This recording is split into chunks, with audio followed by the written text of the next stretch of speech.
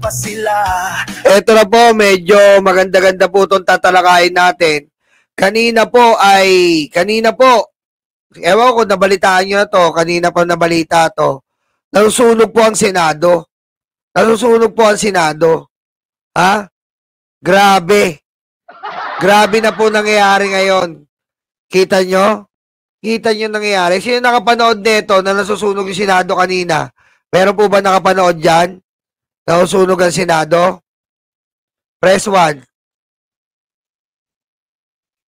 Press 1 po tayo kung sino nakapanood. Eto ha, panoorin nyo muna.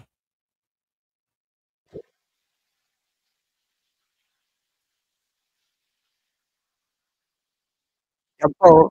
Oh.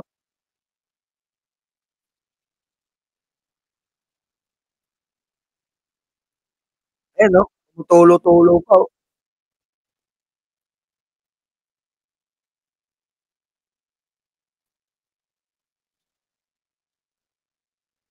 Ayan po, kanina po nasusunog ang Senado. Ngayon, nung nakaraang pong buwan, nasunog ang DPWH. Wala ba kayo nararamdaman at naiisip? Di ba?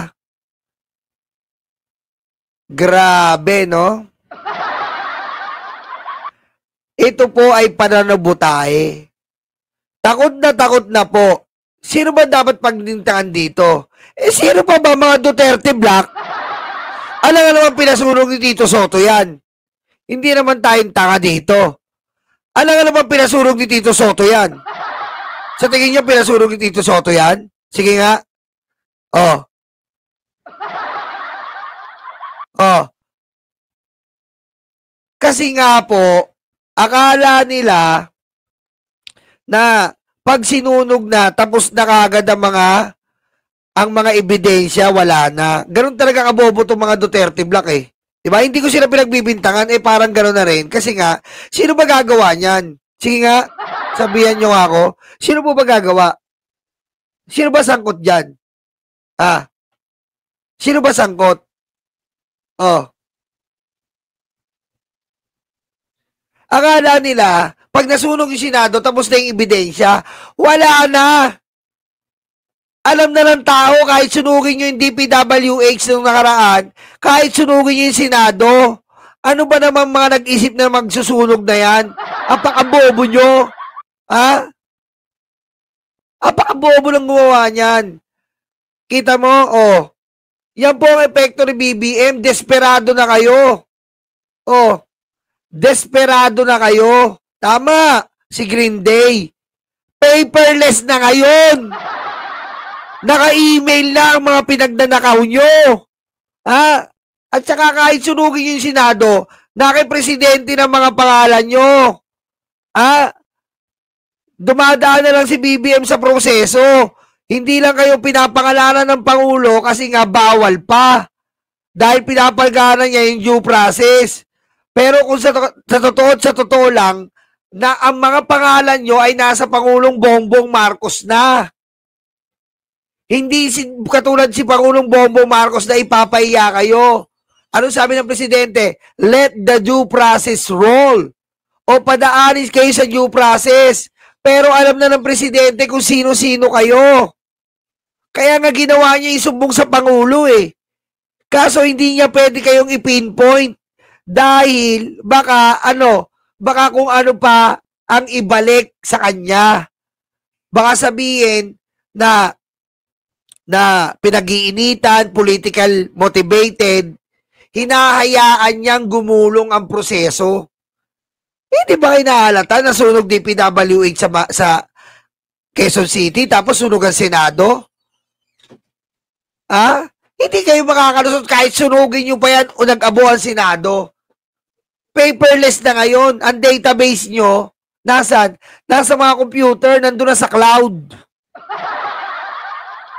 Nasa YouTube na, nahihiring na kayo. Nasa ICI na, sunod niya masusunog, sigurado ICI.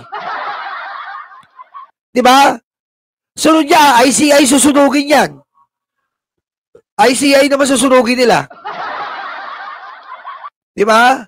Kita mo, alam ka naman sunugin niya ni Lacson. Alam ka naman sunugin niya ni Soto.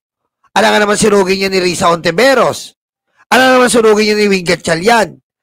Ang susunog dyan, siyempre, yung mga involved dito sa kaayupan sa flood control.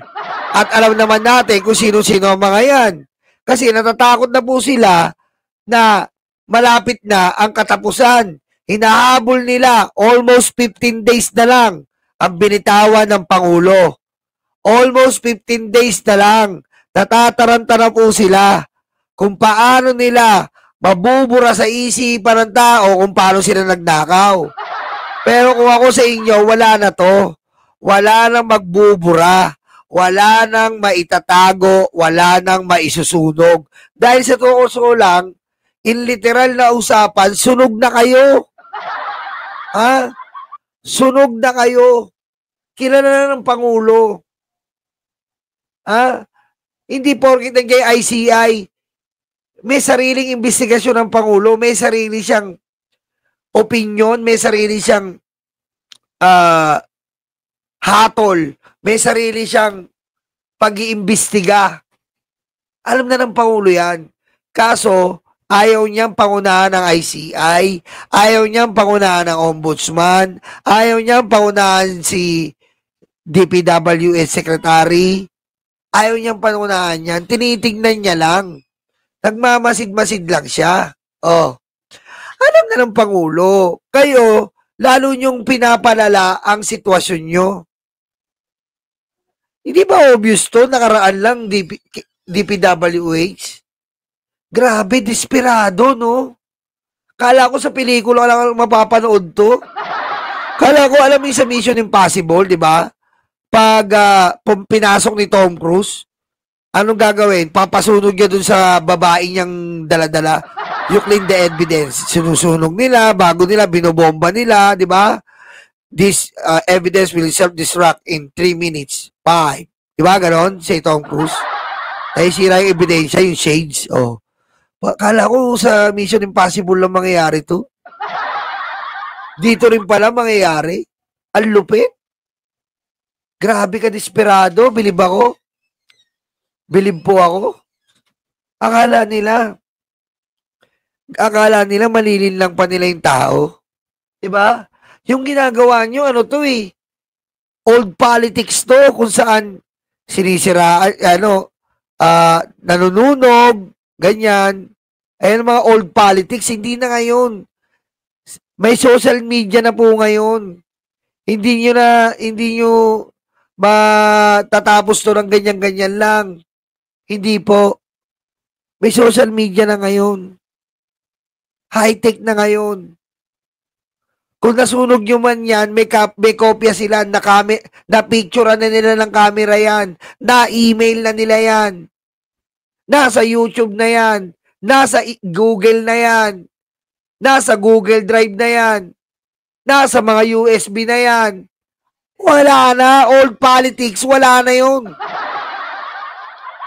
Ang bobo na nakaisip nito na sunugin ang Senado, sunugin ang DPWH. Desperadong galawan. Takot na takot, kaduwagan. Ibig sabihin nito, pinapatunayan nyo lang na tama lahat ang sinasabi ng Pangulong Bongbong Marcos.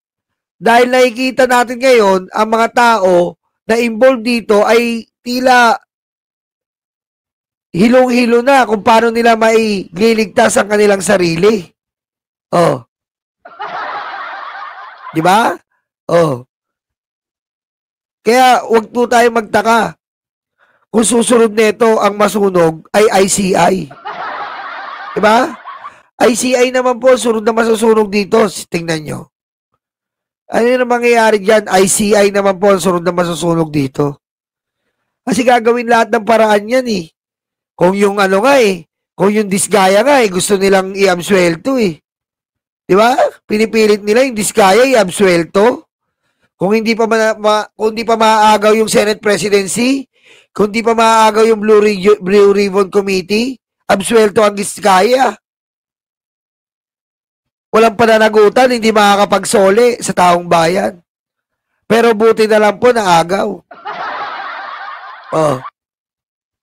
Kaya patuloy po tayo magmatsyag dito sa mga ginagawa nito mga to.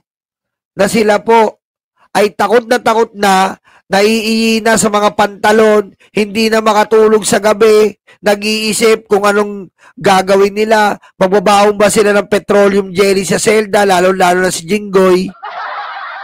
Si Joel ba, may dadalawin pa ba siya ng bata niyang jowa? Diba? Oh, si Mark Villar, tahimik pa rin ba sa loob ng kulungan? Ha? Si Bongo kaya, makakapagtinda pa ng CLTG, Chicken Lomi to go? Ha? Ayan po ang aabangan natin. Diba? Si Bato, lalo si Bato, international level. Wow! Sosyal! Oh, malapit na. We have only 15 days to go. Ito pong week, abangan nyo. Habang tumutunog po si Jose Marichan ng Whenever I see boys and girls selling lantern in the street. Habang tumutunog si Jose Marichan, may kinukulong na senador, may kinukulong na congressman, may kinukulong na kontraktor. Yan po ang abangan nyo. Ha? Yan po ang abangan nyo.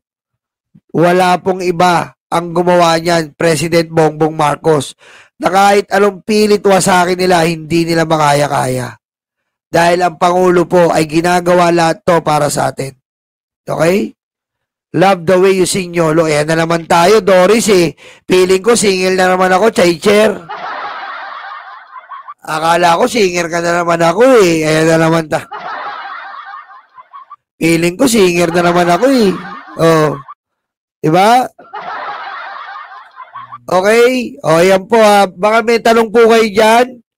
Magtanong po kayo ngayon at pinayagan po ako ng admin dito na mag-freestyle topic ako. Thank you, admin. Lagi po tayo mag-subscribe dito sa Birahan PH dahil sa Birahan PH, bibirahin po natin dito ang mga tiwali, ang mga fake news, ang mga talipandas na nagkalat na tila mga luga at wala ng lunas.